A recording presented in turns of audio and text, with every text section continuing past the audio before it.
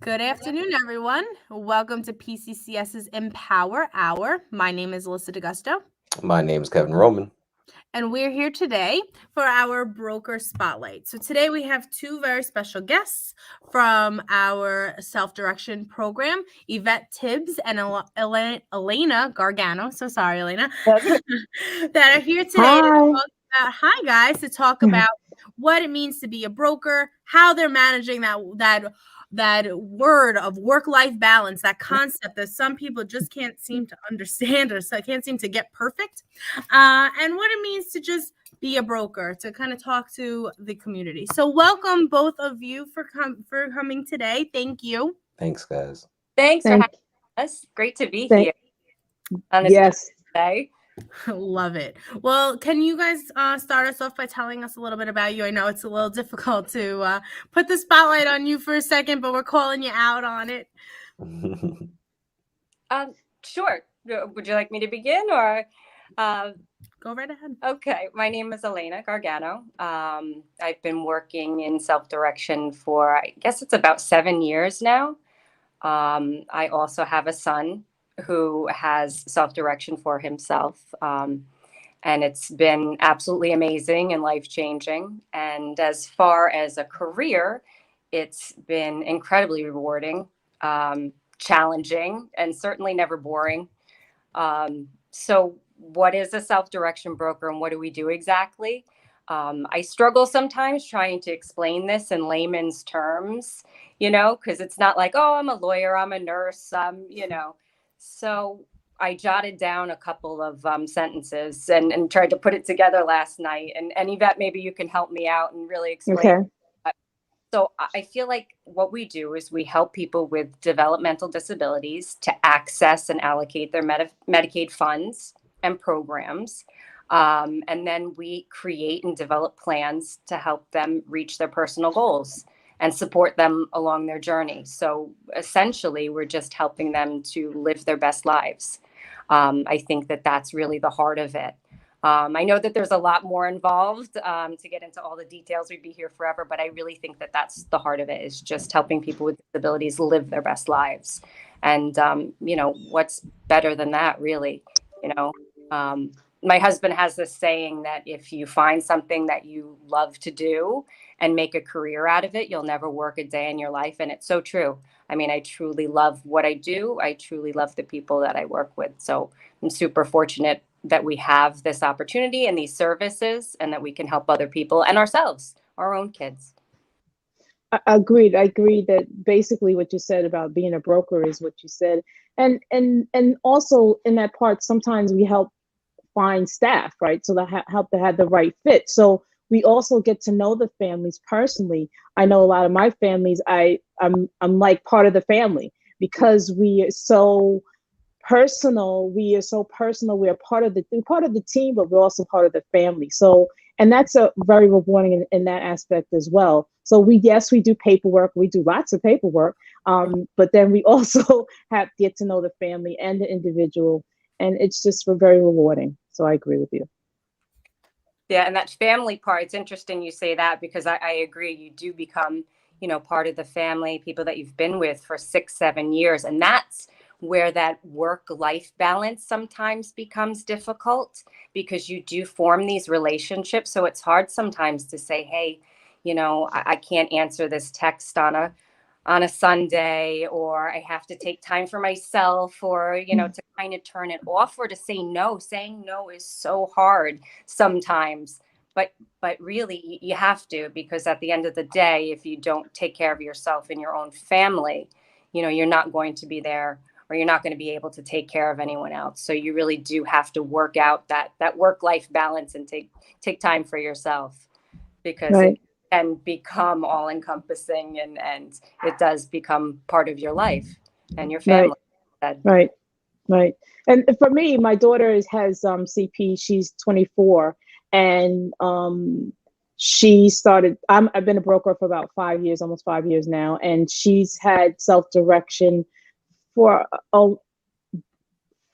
before I think 6 years now. She has self-direction. So I learned about it and thought, oh, I could do this. I'm proficient in Excel. I can do paperwork. I type 80 words a minute. Like, this is easy. I can do it.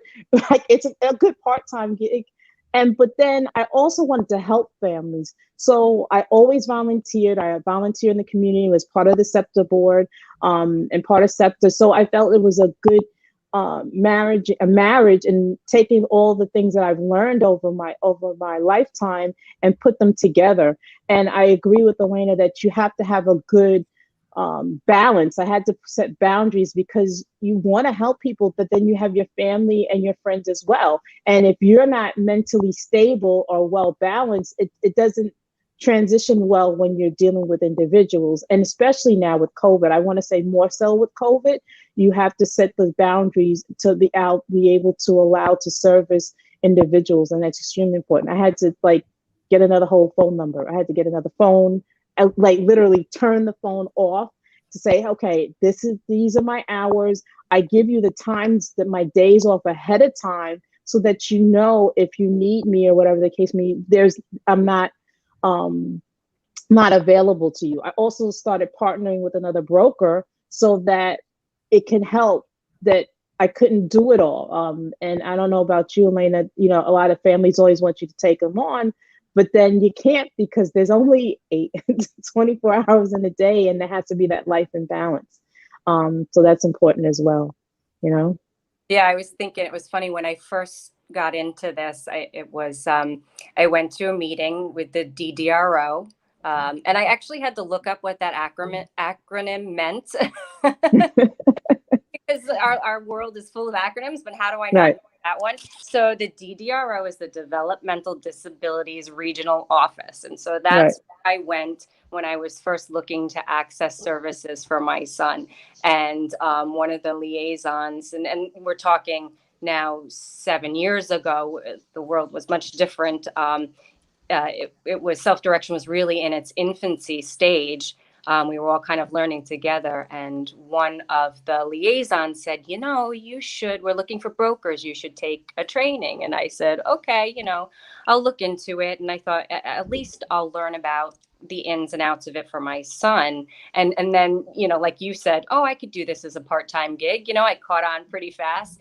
And next thing you know, I have 10 cases. And then they're like, well, can you take a few more? And I'm like, well, I do like what I do. Okay. And I love helping people. So I'll take a few more. And then next thing you know, you have 20. And then, and then the next thing you know, you're overwhelmed. So yes, you absolutely do have to make boundaries. You want to help everybody, but you can't. And partnering with another broker is a great thing, is a great idea. I do that as well. I have a couple of brokers that I partner with. They help me out with the paperwork, or if I feel that they're better suited for a particular case, I'll refer them to that other broker. But yeah, you have to absolutely take time out for yourself. And I'm guilty of it all the time. I don't even know if I'm qualified to talk about work-life balance. But you have to, things that I do, I make sure that I get therapy. I make sure that whether that's, talking to your friends or going to see a therapist, I make sure that I work out every, a couple times a week, where I just turn off my brain and the only thing I can think about is trying to breathe. And I do read a lot to kind of, put my brain in another, I don't know what's the word I'm thinking for, but just to think about something else. So I do that. And then I do have times where I just turn everything off. I completely unplug. And this summer we actually went on an unplugged vacation, which was interesting. We went to a remote part of an island where they didn't have Wi-Fi, we didn't have TV, and we didn't have cell service. So wow. Yeah. Not going to lie. At first, it was a little anxiety inducing. What do now? And even at night, you don't realize how much time social media and texts and all of that suck from your life. But, after that initial anxiety, we realized, wow, okay, there's other things that we can do. We can be creative. We can actually talk to each other. We can hang out. We can play games. We can do silly things like shadow puppets on the wall and tell ghost stories. So it was really a very therapeutic and awesome vacation. And loved by everybody. And you could even, like, as we were driving back home, and you could hear, so as we were getting Wi-Fi again and cell signal, you could hear like the phone go ding, ding, ding. Things loud that came over us. Oh my But gosh. I highly recommend it. It was amazing. So we're going to incorporate that into definitely our annual and maybe more, family plan for just unplugging and chilling out. Yeah. Yeah. But you talked about family. So I was thinking like, and I spoke before that because we are almost like family, I know for myself, my daughter's older. So I always said I wanted to go back and grab a person. I always wanted to say, hey, if I was the parent of the 3-year-old of child of my child, what would I tell that person? So sometimes I'm finding that I talk to some of the parents and like, look, I know sometimes we don't trust the system. And sometimes if you trust me and trust that I'm going to make sure that I'm going to do the best of my ability, do everything that your child has, everything they need, or the individual themselves, because I have some individuals that I do services for them, then trust the process. And I think that's important. And help the families like, hey, maybe you do get therapy. Maybe therapy will help you or help your children, because then you have some families that have children, and sometimes the children gets lost because their brother or sister needs their parents' attention more than them. So that's a lot of that I speak to a lot sometimes. I'm not a therapist. I'm not a professional therapist, not yet, because that's something I'm looking to try to do. That probably would help. But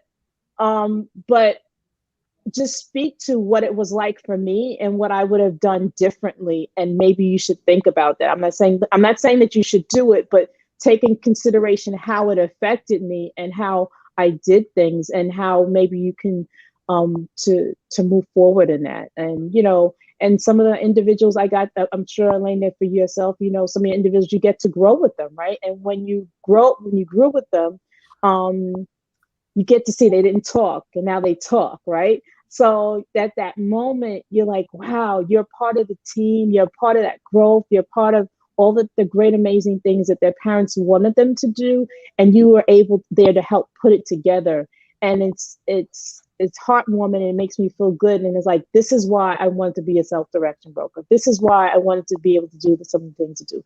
Don't have it perfect. My daughter was mad at me the other day because I had meetings after meetings after meetings. And she's like, I thought you were over. And I'm like, I'm sorry. You want me to buy you some burger fries? Let's go. So, it's like, I want to help and do as much as possible and say, like, I understand that. And I have to sometimes consult her. I'm taking on this case. Can I do it? This is what's going to happen if I take it. And sometimes she'll be mad if I say yes anyway, but I want to take into consideration sometimes the choices that I make affect her. I don't know if you feel that way, Elaine, that, with your family and how you move forward with you being a broker. Oh, absolutely. My husband will say, you're going to take on another one? And I really feel like I can help them. And I think that's where you and I, we kind of have an advantage, that we do have that empathy. We've been there, and yes, watching them grow, and like you said, reaching out to a parent of a younger child and say, let me help you. I've been there. I know good days and there's bad days, and then there's like really, really bad days. And it's okay to have them. You don't have to be awesome every day. When you have those really bad days, you can shut it down and say, you know what, tomorrow is another day. We're going to go to bed and we're going to wake up and we're going to start again, and I also think, those little, watching the little things, the little growth, just like, for example, my son, 4 years ago, I never would have imagined that he could spell out his address. He spelled out his address this week. Yay! Yay. That's amazing. Yes, that's amazing. That's a big deal. Yeah, this is the high that I'm going to ride this week. He sat down for 10 whole minutes and painted a pumpkin. And for a child on the spectrum, wow, that's pretty amazing for him. So, I take these little things, and that's my high for the week, and all the bad stuff, whatever, that can happen. But, these little things, these little milestones for us as parents, they're important. And that's what we, Right, right. And I'm thinking about important. What's important also is having the right care manager, because in dealing with self-direction, if you don't have the right care manager, it can stall things. It could make the team, I don't know, toxic in some ways. And as a broker, I'm finding, I don't know about you, Lena, I'm not always the right person for the team. As much as I want to be there and help and be your cheerleader and lead you on, you're not all, each broker and each care manager is not just the quite right fit. So it's important that everyone interviews everyone, meaning the family interviews the broker. And I even want to say that the family should interview the care manager and understand that families have choices in that. This is person-centered. It's about the individual and it's about the family. So that's another aspect that I think that families should take away from a broker, that sometimes we can not work out, but still know that we care and that it's okay. And the other part is that I've been winging it for 24 years. For 24 years, my daughter's been on this earth, and I've been winging it all 24 years. I don't have it right. And I think sometimes parents feel like they have to have it right. Or even brokers, for us as brokers, we don't always have it right either, right? I've made mistakes, and I'm like, or I'm not a good fit, and I'm thinking I am a good fit. So those things that, that nothing is perfect, but staying positive and understanding and identifying the things that do and don't work, you just continue to work with that. And that's very important. I believe that's very important. And I think the end goal is always the same. We always want what's best for the individual, even if we don't work out. And I agree. So me, I'm a little, warm and fuzzy with my cases, and the backup broker or the other broker that I work with is much more direct, and how it is. But some people need that. Some people need that kick in the behind that I'm like, come here, hug me. So I'm not a good fit for everybody. And you're absolutely right. We have to let people know that they can change their team at any time. Right. It's important to find the right fit for your circle of support. Right. Right. Very important. Very important. Very important. Oh, and then the other part I was thinking about misconceptions. So I always have to identify, listen, yes, there's funding. No, you don't receive a check. It's the money's filtered through the FI, which is an acronym, as we always have these. It's called the fiscal intermediary, which PCCS is person-centered care services, right? So and the FI coordinator, FIC, is the individual that helps with the broker to disseminate the funds, or direct pay, or reimburse, or pay staff. And so that check doesn't go actually to the family. The money does come back through reimbursements, but they don't actually get a check. And sometimes that's one of the misconceptions of what happens with self-direction. And that's important to know, that, that the money doesn't come to you. And it's a good marriage of services. You can use different services to achieve your goal. And I think sometimes families don't understand that you can use the different type of services to make a perfect program for your child. And a lot of parents don't take self-direction, believing that they'll lose their services, and that's not even accurate. And every time I hear that, my heart breaks. My heart breaks, because you could be actually having less stress on yourself and your family based on the decisions you make. And I don't know about you, Elena, I make my decisions based on all the information I actually have. And if I don't have that information, I can't make that a great decision for my child. And that's what makes my heart breaks. That's the most thing that I can't, on so many levels, I don't like that. I hate when I hear that. I hate when I hear the parents say, "What? Somebody told me I can't do that." It's like, no, that's not accurate. I wish they didn't tell you that. And it might be years that they haven't had services because of that. What do you think, Elena? Yeah, no, I agree. It breaks my heart. And then I got off well, for the most part, I kind of avoid the conversations on Facebook because it'll make you crazy sometimes, the back and forth. And, years ago when self-direction first came to Staten Island, yes, there was a lot of pushback from the traditional services saying we're going to lose these traditional services. Right. Parents were upset and didn't want to do it. And, it couldn't be further from the truth. Yes, like you were saying, there's a marriage of both of them, and it's what works for you. You can pick and choose and have both. Right. So it's important. It's definitely important. I don't know. Alyssa, what do you think? Do you think we hit like all the points that you want us to hit? Like, I think you hit everything, to be quite honest. I think you guys all took the words right out of my mouth, to be quite honest. I guess a good question that I do have, so along the lines of those misconceptions, when there is that assumption that a person who's enrolled in FI, that's enrolled in self-direction, they're just receiving a check, but they are getting reimbursements. What are things that fall under that umbrella of being reimbursed for those services? What are some examples? So for those who are watching. So I like to describe it as services, not products, right? And it has to be related to a goal and the person's centered plan. And I also like to say, to people that these are Medicaid funds, right?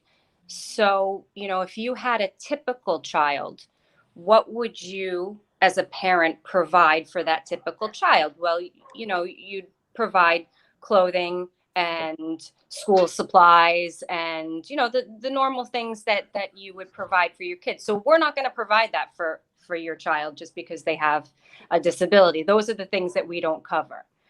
But we will cover staffing, which is an incredible help to respite. We will cover classes that help them reach their goals, and we can have staffing go with them. So like for my son, for instance, he goes to a Chem and Connect class. In any other instance, he wouldn't be able to go by himself. Just because he doesn't have the attention span. He needs someone to sit there and break things down for him into small increments. But because of self-direction, he can go with his staff, and they sit there with him and they help him, integrate with his peers and do the same thing as his peers are doing. And it's fantastic. Without self-direction, we wouldn't be able to do that. So, the classes and the staffing for us is just, incredible. And certainly the respite help. There's so many other expenses that you don't realize that parents of special needs kids incur, just the supplies, the sensory activities, the therapists, doctors, all of that stuff, so there are a lot of expenses. So to have some of this other stuff reimbursed to us, it's a great help. Right. I agree. And I'm thinking of one of my families. I met them.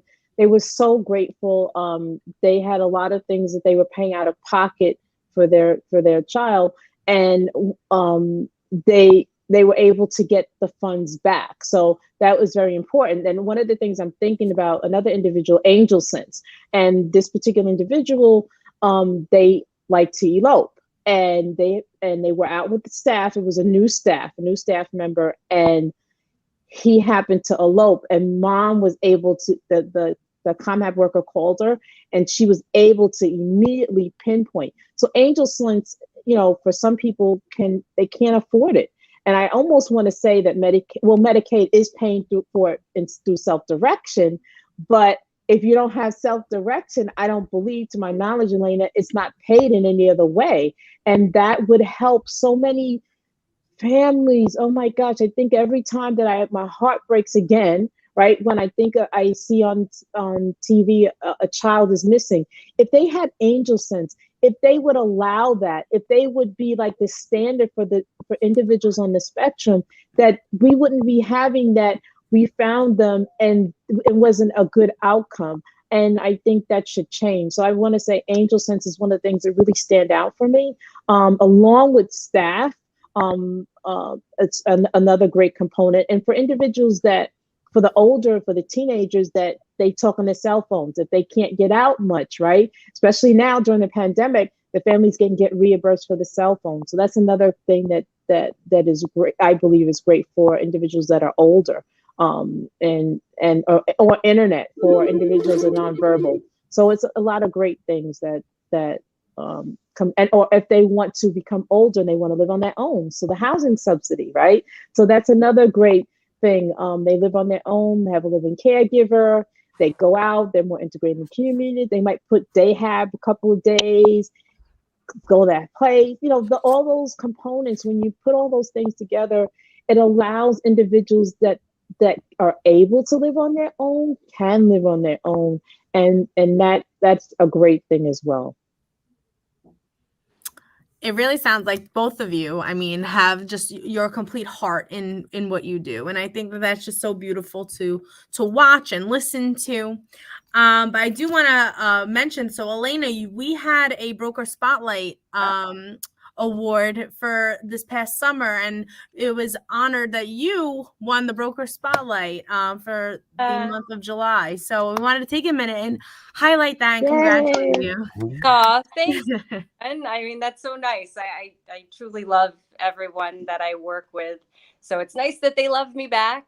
But I also feel kind of guilty, receiving an award, because it really should go, the recognition should go to the people that I work with. Right. It's a difficult world that they're navigating. And it's not always a kind world to them, and to watch them struggle so hard to do things that come easily for us. They're the ones that do deserve the recognition. I'm just happy that we have these services around to help them. So, but thank you.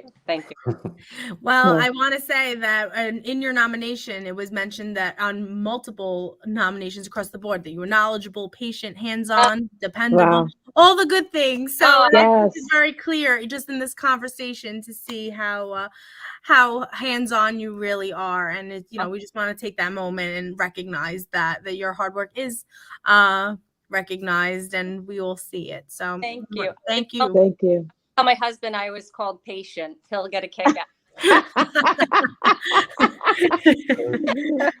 Maybe during your work hours. I don't know. Right, yeah. But I can't really blame you. All jokes aside, but we really do want to thank you guys both for demonstrating true leadership. I think that it's very clear that even in your roles as parents, as brokers, you guys are really the definition of a leader. And I guess my last question before we head out is, at what point did you both realize that it was time to create that boundary between your work-life balance? And I know that it seemed that there was a little bit of a blur between like starting to now. So do you guys remember when you finally said, "Oh, this is it. I gotta put an away message on. I gotta figure something out here"? I don't remember the the date, but because life is different. It's not like a nice flat road. Life is up and down, and you have days where you're overwhelmed, and then the next day you're like, okay, I got this. As my caseload started to increase, and probably COVID really changed things. That initial lockdown when my son was home and I was trying to homeschool and balance work. So that was definitely a change for me. And that's probably when I realized that I got to take some time for myself. But I think that was probably the case for a lot of us. I don't know, Yvette, if that was the same for you, or if you realized. I realized it earlier than that. Oh, good. My boundary was when I had a particular client kept calling me at 7 a.m. in the morning. Oh. And it was like, okay, I think I need to start setting boundaries. So I was getting texts at 10 o'clock at night. And then I was like, if this is, I don't know about you, Elena, even though we are more personable, because I am personable, it's still a business in some aspects. And you have to set boundaries. So I said, okay, it's time for me to get another telephone number. I need to get a business email address. And I'm glad I did, because as scammers were starting to do more, I already elevated to changing my email address where it was more secure, and I wouldn't have to worry about people's information getting hacked, right? So I'm glad I did those two things. And I started that right before the email part was right before the pandemic, but the phone number was prior to that, maybe a year or two prior to that. And I transitioned to another phone and everything, so that everything was secure. So I never wanted anybody's information in mine. So that's when I started to create that boundary over time. So yeah, 7 a.m. in the morning. Yeah. That was it. That was it. Don't I love it. I love that. I'm glad you guys both realized that it was time. I think that a lot of people, no matter what it is that they do, find it really difficult to set that boundary. And especially now, like you said, Elena, and being in COVID, like there was no work time and home time anymore. Right. Everyone was kind of like, I don't even know what day of the week it is, let alone if I'm supposed to be working or not. So that's great that you guys both found that. And you know what, I also, I think it's different, you know, when you're in your 20s, you can handle a lot more, you know. My work-life balance was different. I could bounce back a lot faster after a tough week. But then when you get older and you're in your 40s or so, you don't bounce back as quickly anymore. So you really do need to, you know, take time to chill out. Right. Love it. Right. Well, I want to thank both of you so much for joining us today. It was really great hearing your stories and understanding more about what it is to be a broker. I know behind the scenes we said that we are still learning every day. So it was nice to hear it from you guys, like firsthand, what it means to be a broker, as well as being a parent. And thank you for all the work that you do. And, you know, we want to recognize all of that. And thanks for taking the time out today to meet with us. And it was really a pleasure speaking with you. Mm-hmm. Thanks. Yes. Thanks for having us. We appreciate it. Yes, it was great. I'm very grateful. I'm glad to be a part of this. Keep up the great work. You guys are doing a great work. I appreciate it. You Awesome. too. And Elena, thank you. And Elena, it was great meeting you too. It was great meeting you. Too, yeah. Yes. Awesome. All right, guys. So we want to just take a moment. Thank you guys again. And also to our viewers, stay tuned for next week and we will see you then. Have a great rest of your day.